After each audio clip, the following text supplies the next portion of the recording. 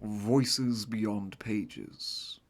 This is The Night Lord's Omnibus by Aaron Dembski-Bowden.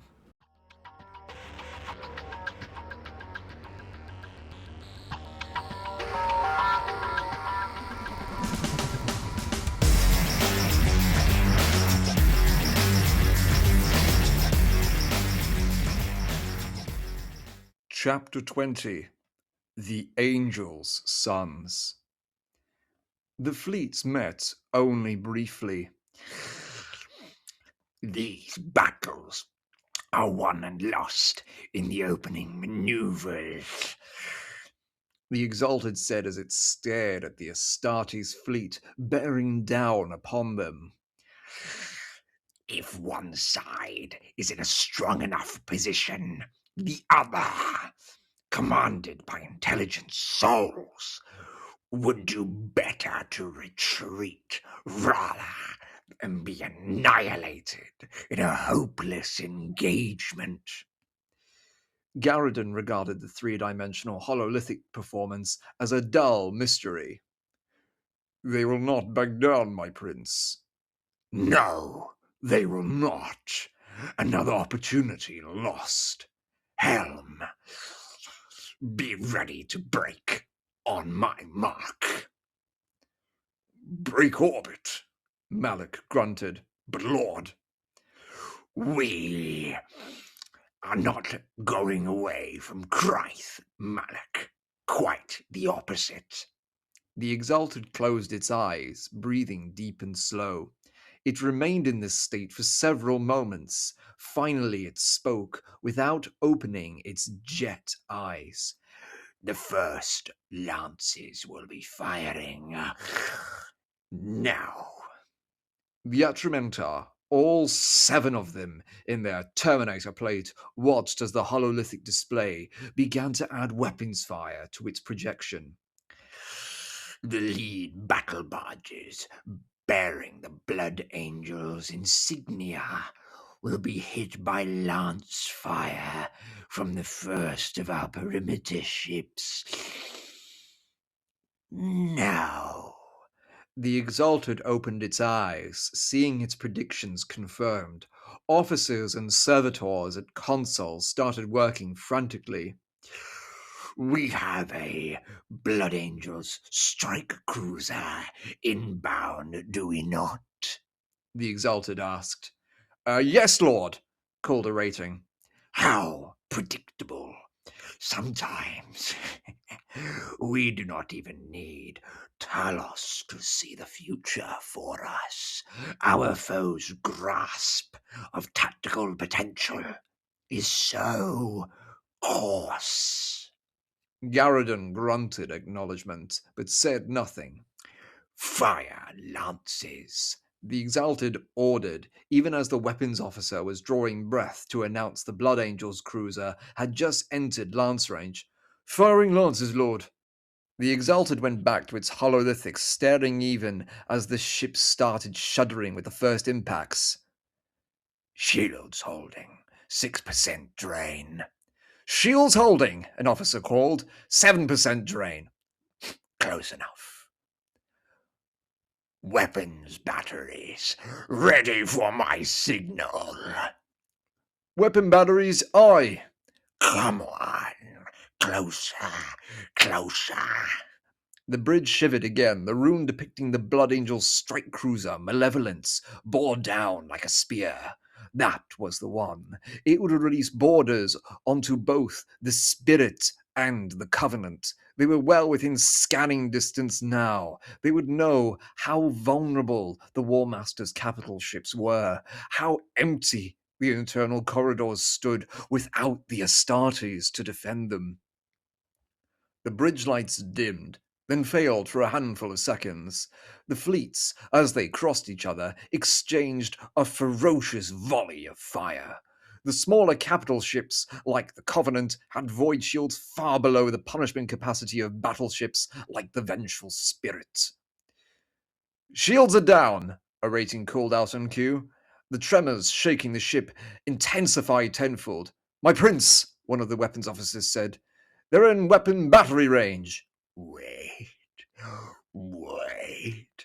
Lord, enemy cruiser malevolence has fired boarding pods. The Exalted burbled a sound that might have once been a chuckle. All batteries, fire! 2 of the 8 pod runes flickered out of existence from the hololithic display. The others streamed home into their target ships. 4 impacted into the Covenant. The Exalted calmly demanded a Vox channel to the entire ship. A rating at the console nodded back. Oh, Claude, this is the Exalted. Between 20 and 40 Blood Angels have breached us with assault pods. Hull impact locations are routed to squad leaders. Find the Loyalists, my brothers. Kill them! The Exalted rose from its throne, dragging its armored bulk to the dais railing. It stared into the oculus as the greyish orb of Krythe below. Damage report. Minor structural damage, primarily the starboard side. Order the Engineerium to vent plasma from the reactors. Bleed power directly into the void. Sir? His human bridge attendant stammered. Do as I command, mortal. As you wish, Lord. Vox officer. Yes, my prince. Transmit emergency crash landing signals to the vengeful spirit. Inform them we've taken glancing damage that has managed to wound our reactor.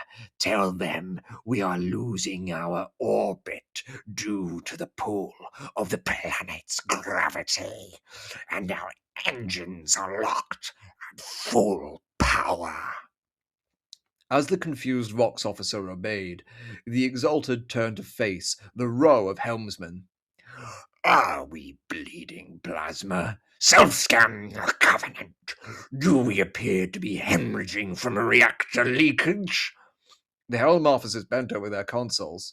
Yes, Lord, one replied. Then dive. The Exalted grinned. What? Malik stepped forward. Lord, are you insane? Dive! Like a sword falling from the sky, the Covenant of Blood tilted downward and fired its engines. Flame wreathed the shieldless strike cruiser as it tore through the pollution-clogged atmosphere. Septimus burned Blacken's engines, coming in tight and low over the plain. Behind him came another 2 Thunderhawks and 2 transporters, forming a loose V formation. Be ready to break at the first sign of attack, he warned over the Vox. Compliance, replied 3 servitors. Understood, Came a deeper voice, an Astartes. Septimus had no idea which one. A trickle of sweat made its uncomfortable way down his back, seeming to pause at the bump of at each vertebra. It was one thing to know you'd eventually die in service to the 8th Legion. It was another thing to realize you were going to meet that fate imminently. Even if the Black Legion had stopped shooting down Night Lord's gunships, what hope was there to get back into orbit and survive a docking operation in the middle of a void war? Septimus swore under his breath and activated a general Vox channel. All 8th Legion units, this is the 10th Company Thunderhawk Blacken. Report your locations. The voices that came back to him were strained, angry, embattled. He throttled up, letting the engines shout harder, approaching the storm of disorder that engulfed the landing site of the War Master's forces. Look to the skies, Night Lords, he said in fluent Nostraman. We are inbound. Be swift, one voice said. Most of us are down to killing them with our bare hands. The chorus of replies detailed exactly what needed to be recovered from the surface. A Land Raider, 4 Rhinos, a Vindicator, and 41 warriors. Mere minutes later, Septimus kicked Blackened into hover, his altitude thrusters burning to keep the gunshift aloft over the landing site. The landing platform erected by the 11th Company of the Hunter's Premonition was a bare-bones setup, and Septimus was being generous, calling it even that. The surviving tanks and men clustered around an engine-scorched patch of land, their weapons turned outwards into the ranks of the Black Legion's mortal slaves. The humans had seen the incoming gunships and sought to escape, charging the encircled Night Lord's vehicles. As the Astartes had said, several of the 8th Legion warriors were reduced to beating the mortals to death with their fists. Ammunition had not been landed and supplied to the front line in several hours. Even the guns of the tanks spat their deadly payloads only intermittently into the seething horde, laying siege to their position. They've not got room to get the tanks into a loading position. Should we open fire on the crowd? Septimus asked. My ammunition counters are practically voided.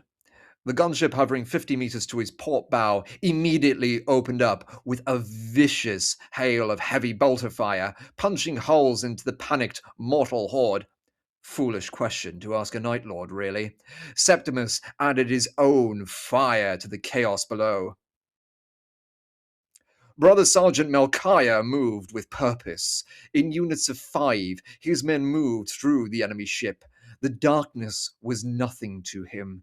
This he pierced with the vision modes of his helm. The winding corridors offered no mystery to his senses. These he navigated by memory, for one Astarte strike cruiser was the same as almost any other. Such was the wisdom contained with the standard template construct patterns of all noble machines birthed by the Adeptus Mechanicus. On he stalked, chainsword purring with rev breaths, his plasma pistol raised before him. The blackness of the traitor's vessel yielded before him, his vision stained emerald green by his helm's lenses, picking out details of walls, side corridors, and the heat smear of recent footsteps. Auspex, he voiced to Hyrulus. No movement, Hyrulus replied. Vague heat traces all around, a nexus of them in the chamber ahead.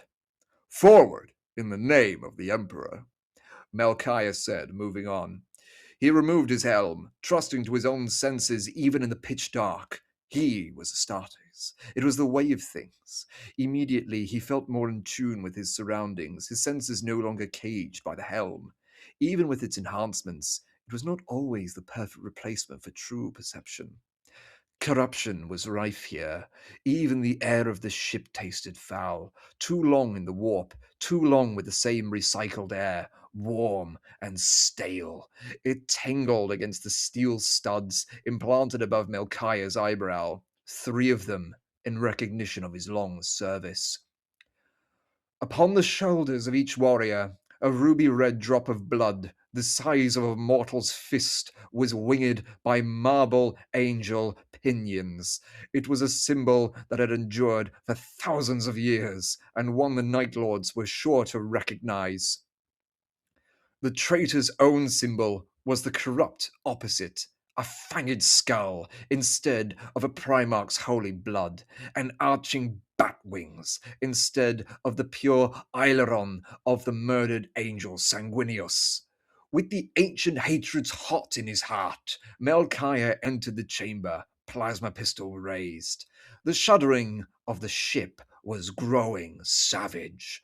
Curious that it wasn't the jagged shaking of battle, but something much more regular, an atmospheric entry burn, perhaps. But with little indication of why the traitor Legion ship would be reacting this way, Melchiah put it out of his mind. He had a duty. He was oathed to this moment. The chamber was large, almost impressive. On board the Malevolent, this room was a chapel to the Emperor of Mankind. On the Covenant, it looked to be some kind of communal haven for slaves. Detritus decorated the floor. Tables stood abandoned and bare. Bedrolls lined one wall. Auspex, he said, I see nothing. And that is why you are dead, Talos hissed as he dropped from the ceiling. Like spiders, they had lain in wait, clinging to the ceiling. With the blood angels in their midst, First Claw dropped the 10 meters to the ground, their weapons spitting death at the loyalists below. Talos hit first, Aurum deflecting a bolt from the angels and lashing out to ram home in the chest of the helmless squad leader. Aurum! The sergeant snarled. The blade! Talos's reply was a headbutt that crashed against his foe's reinforced skull, hammering the long service studs through the bone and into the soft tissue of the brain beneath. The two squads tore into each other, equal in all ways, but for the fact First Claw had the advantage of surprise. Talos powered the sword to the side, ripping through Malchia's spinal column, lungs, one heart, and his ceramite armor as if none of it existed. The blade's arc was as smooth as if Talos chopped air.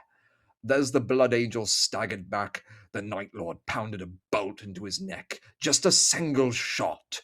Malchia had a single moment to claw at the wound before it exploded, removing his head in a shower of organic mess. For the Emperor! One of the angels cried. The darkness broke in the face of bolter flashes and clashing power weapons. Talos leapt at the shouter, his golden sword cleaving through the warrior's bolter on the downswing.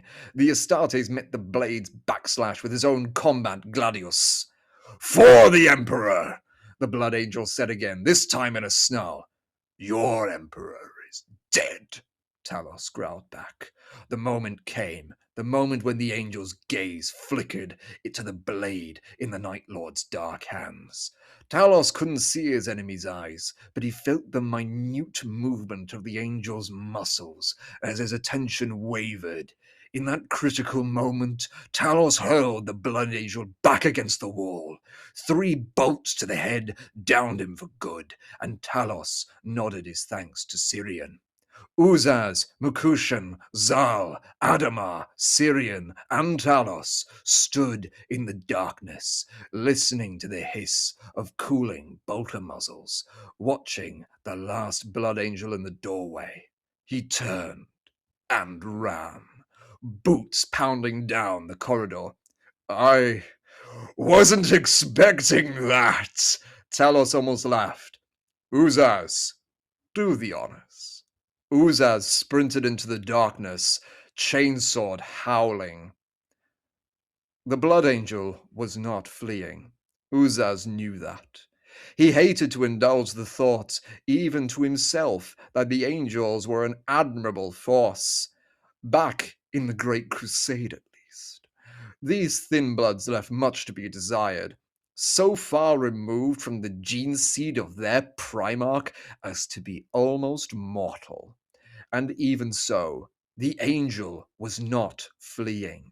The only time an Astartes backed down from a battle was when he had an idea for how to fight it better elsewhere. The trick, Uzaz had learned, was to kill the enemy before they got that chance. He was on the angel in under a minute, but the loyalist wasn't giving up easily. Without the element of surprise, and really, that was an inspired idea he grudgingly gave Talos credit for, the two of them were close matched. The Blood Angel pulled his gladius free from its ornate scabbard and lunged. Uzaz parried the first thrust and dodged the second, third, and fourth. Karnath's boiling blood, the angel was fast. I'm better than you, the angel mocked, backhanding the Night Lord with a fist that crashed hard against Uzaz's helm. Will you call for your brothers, traitor? Uzaz gave ground, deflecting the gladius with his chainsword each time it sought his heart or throat. Teeth sprayed from his chain blade as the angel hacked them away. I will eat your gene seed, Uzaz grunted. After I claw it out of your throat with my bare hands. You will die, the angel lashed out with a boot, thudding the Night Lord into the wall behind. And be forgotten, heretic. The Blood Angel's helm distorted with a tremendous clang, then exploded in a shower of red-painted shards. Uzaz breathed out slowly. The dead Blood Angel crashed to the ground in a metallic chorus of plates. Talos lowered his bolter and shook his head at his brother. You are taking too long, he said, and moved back down the corridor. The Covenant of Blood was constructed in the shipyards of Mars in the age before mankind's sundering. Since its birth in those fleet-raising forge foundries, it had landed a total of 0 times and performed an equal number of atmospheric flights.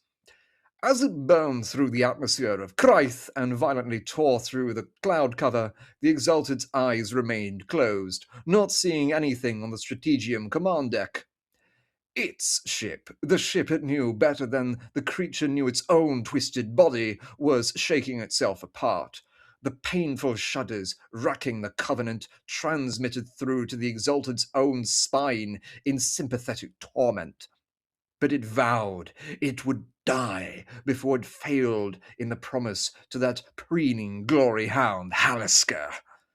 The bridge crew gripped their consoles, or remained strapped onto their own control thrones. The Atramentar Terminators were forced to their knees, even their enhanced muscle fibers unable to resist the gravity forces taking hold.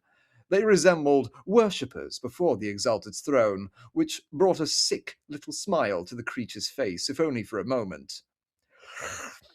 Position! It demanded of the helm. At the reply, the Exalted turned to the Vox officer. Hail our Thunderhawks! Inform them they have 2 minutes to be skyborne, or they will have no mothership to return to. We will be above 1717 in 90 seconds, Lord. Slow my ship down, mortals. I care not how it is done, but make it so. Give the Thunderhawks time to dock. The shaking threatened the hunt. Talos cursed as gravity reasserted its grip on them at another inconvenient movement, and his bolt went wide. Across the chamber, a second squad of Blood Angels stood their ground beside an unopened boarding pod. They crouched behind what little cover existed in the Black Market Hall, returning fire at first claw. Talos and his brothers used the corners of linking corridors as cover. Neither side was getting anywhere. Brothers, I have grim news, Adamar voxed. He crouched next to the Prophet, twinning his fire with Talos's. That pod they're guarding? Talos unleashed another 3 bolts to no effect. I see it. The hull was mangled and blackened where the red metal pod had pierced the ship's skin. Hard to miss, Adamar. It's a Dreadnought pod. What? How can you tell? The size of the damn wound in our hull. Talos's retinal display outlined the measurements as he glanced round the corner. He resisted the powerful urge to sigh. You are right. I'm always right. The ship jutted again, violently enough to throw 2 of the Blood Angels from their feet and onto the black decking. Ulzaz and Zal similarly lost their footing, accompanied by the Nostraman curses. Like a steel bloom greeting the new season, the pod's cone-shaped front opened to the bay. The hulking form within began to grind forward. A tower of reddened metal, and Vox roared challenges. I will end you, traitors! I will end you all! The air between the squads roiled with barely seen heat blurs, and the temperature readings on Talos's retinal displays shot up with sickening speed. The Dreadnought's massive multi-melter, capable of blistering tanks into sludge, was only just warming up. It's got a vaporizer cannon, Mercutian voxed. We are dead! Fine by me, I've had enough of your doom and gloom anyway, Syrian answered. Talos hunched behind his scarce cover, firing his bolter blindly around the corner and speaking into the Vox. This is Talos of First Claw, requesting urgent reinforcements in the aft mortals' decks. The voice that answered was balm to his soul. Understood, my brother.